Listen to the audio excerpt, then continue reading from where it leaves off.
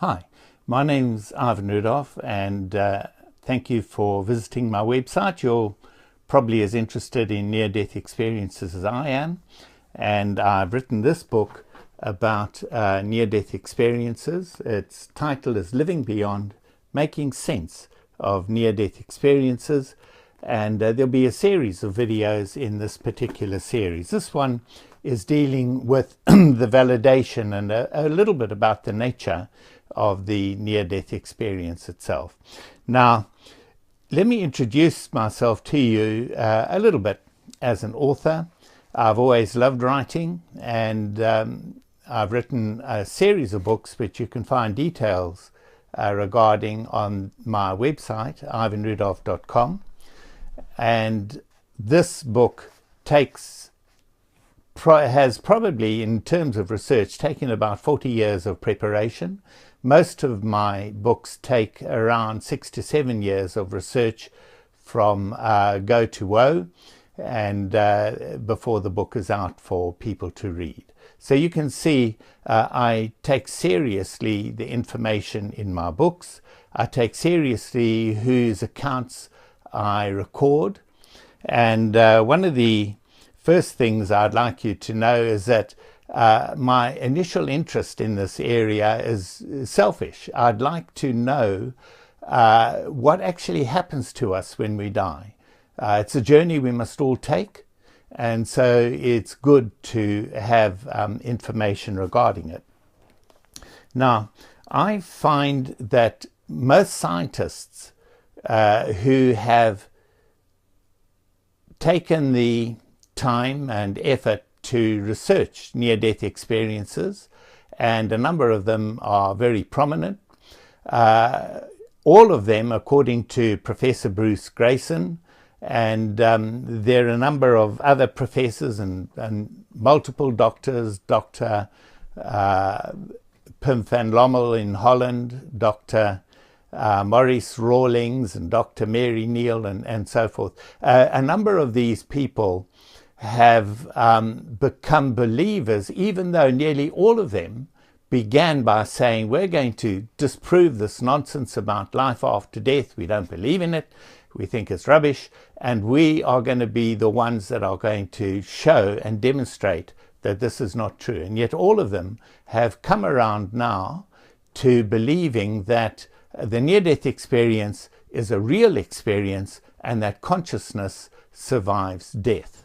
And so it's very interesting to think about the fact that there are so many good witnesses for the near-death experience. In fact, it's a very common experience compared to what most people might know. A number of researchers have identified around 16 million Americans having had a near-death experience, and that's adult Americans. Of course, there are also a lot of children involved, and around the world it's about 350 million adults, and then there are the children to be added to that. So this is a very, very big family of witnesses, and from them we could take, let's say we took 1 million of really top quality witnesses, and you were sitting on a panel interviewing these people to decide whether their evidence that the life continues after death was valid or not.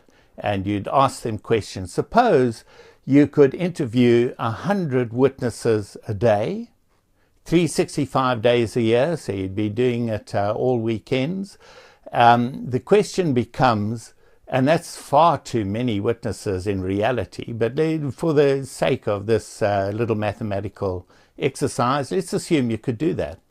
And that after a year, you would have been only partway along the interviewing of this 1 million witnesses. And the question really becomes, how long would it take you at 100 a day to interview all 1 million? And the answer is 27 years.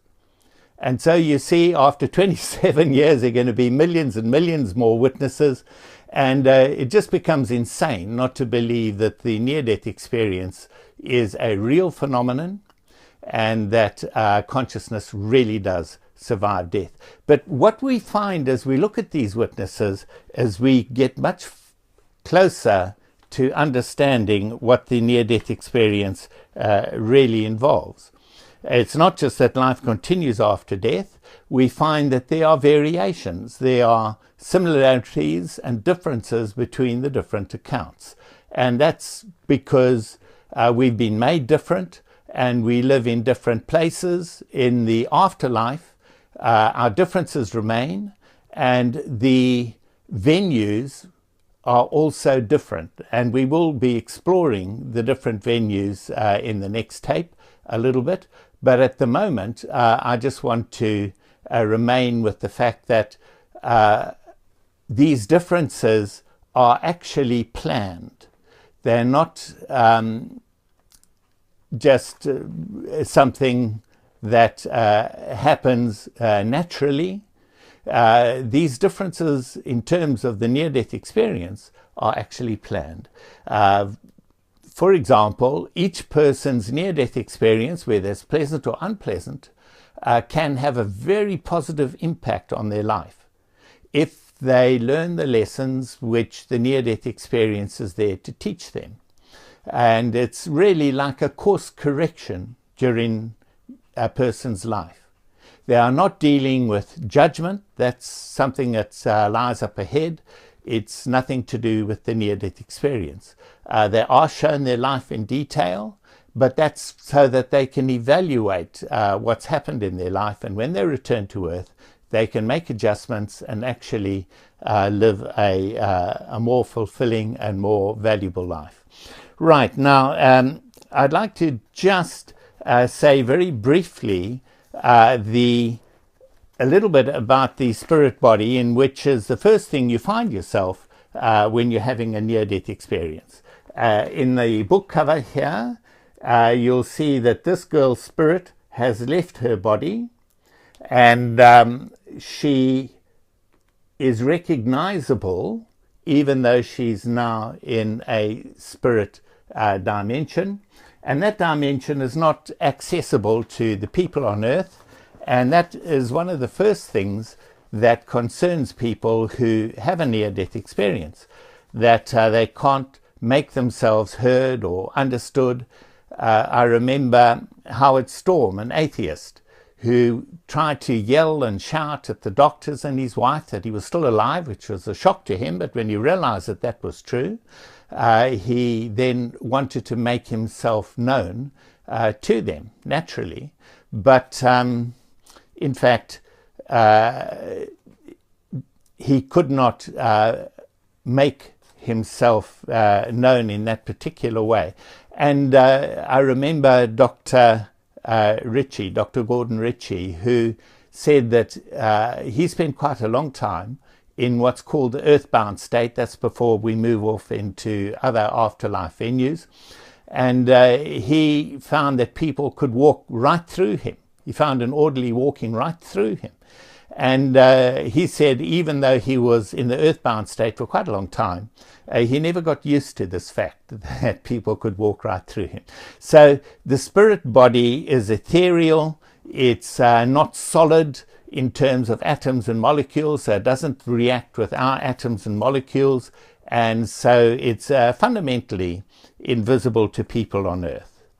Now, in fact, yesterday I had a letter from a librarian who mentioned that she had had 2 near-death experiences, car accidents, where her body had floated above the motor car, and she'd seen her body there and the people working on her body. And that's a very common experience. It seems that the spirit body is light and can float upwards quite readily, and then move off into afterlife venues. So we have an issue here. I remember a doctor saying, well, how can people communicate with other people in this strange afterlife condition? Well, and I'm not exaggerating, I have read thousands of reports and everyone who discusses communication has said that it is by telepathy. Your thoughts are read by the person you are communicating with, and their thoughts are read by you in turn, and not just the thoughts. A fascinating thing happens. You can see their feelings. You can see a lot more in this communication than you can on Earth, because we tend to hide our thinking and our feelings on Earth. So I'm looking forward to taking you through the next video, where I'll be dealing with the stages of these afterlife adventures.